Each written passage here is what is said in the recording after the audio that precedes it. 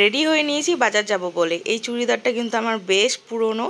এই যে দেখো কেমন লাগছে অবশ্যই জানিও। আর মাদের ঘরে দেখো কি ফুটানি করছি, আর মাদের ঘরে লাইটটা একদমই বাজে ছিল, ওই জন্য ভালো মতো বোঝা যাচ্ছিল না। যাই হোক, এই যে দেখো বাইরে আরেকবার তোমাদেরকে দেখিয়ে নিলাম।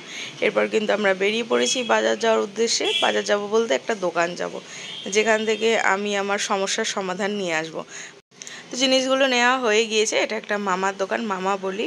তো এই দোকানে কিন্তু ছোট্টবেলা থেকে আসি। যাই হোক, গিয়েছিলাম এই মেডিকেল শপে। এখান থেকে আমি একটা জিনিস নিই, সেটা হচ্ছে হাজমোলা।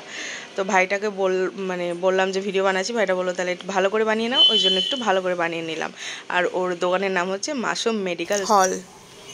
আর সেদিন কিন্তু প্রচণ্ড গরম পড়েছিল, তোমরা দেখতেই পাচ্ছ যে আমার চুল ভিজে একাকার হয়ে গিয়েছে, আমিও ভিজে একাকার হয়ে গিয়েছি।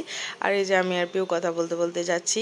এখন যাব হচ্ছে আমরা চপের দোকানে, কারণ সেদিন ছিল আমাদের নিরামিষের দিন। তো আবারও চলে এসেছি এই যে নিরামিষ চপের দোকানটায়, যেখানে সমস্ত রকমের আইটেম আমি নিয়ে নিয়েছিলাম, কিন্তু অনেক ওয়েট করতে হয়েছিল, তাই আর কি ওয়েট করছি। আর ওয়েট করার মাঝখানে একটু ভিডিও বানিয়ে নিচ্ছিলাম। যাই হোক, তো এখন চলে এলাম ফুচকা খেতে। আর দেখতেই পাচ্ছ যে কতটা ঘেমে গিয়েছি, কিন্তু কিছু করার নেই, যেহেতু গরমকাল আর কি। এই যে কুলপি খেতে খেতে এখন যাচ্ছি বাড়ি। আর এই যে ফুচকা খেলাম, আবার বেঁধে নিয়ে এলাম। তো চলো টাটা।